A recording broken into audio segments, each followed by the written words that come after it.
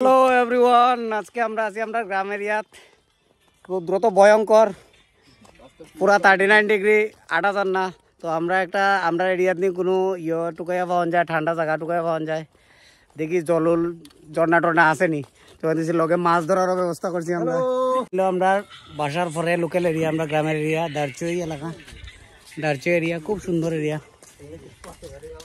এটা হইল দারচইর front gate. Professional fisher, মাছ ধরাত লাগছে। মাছ তো পাইলাম না, দেখি স্নান টান করিয়া যাই, গরমে যেহেতু আইছি।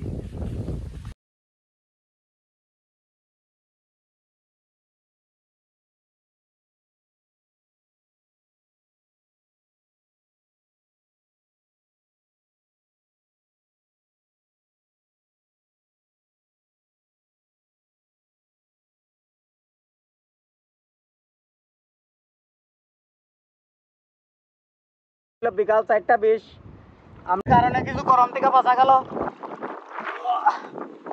বৃষ্টি আইলে আরো মানুষ একটু শান্তি পাইব, যে গরম। শেষমেশ বৃষ্টি আইছে, পুরা জোরদার বৃষ্টি আইছে কুমারঘাট এরিয়ায়। অনেক কষ্টের পর বৃষ্টি আইছে।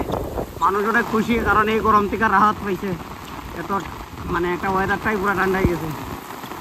আমরা অনেক খুশি, কারণ কিছুক্ষণ আগে, আধা ঘন্টা আগে যে পরিমাণ গরম বাসা কষ্ট হয়ে দাঁড়াইছিল, তখন একটু বৃষ্টি দেওয়ায় একটু শান্তি পাওয়া গেছে। আর তারপরে দিকে শহরের তুলনায় গ্রামের ওয়েদার অনেক ভালো, অনেক ঠান্ডা। কারণ গ্রামে অনেক গাছগাছালি আছে, আমার আশেপাশে দেখতে পাচ্ছেন অনেক রাস্তার সাইডেও অনেক গাছ আছে, কিন্তু শহরে তো গাছগাছালি কম।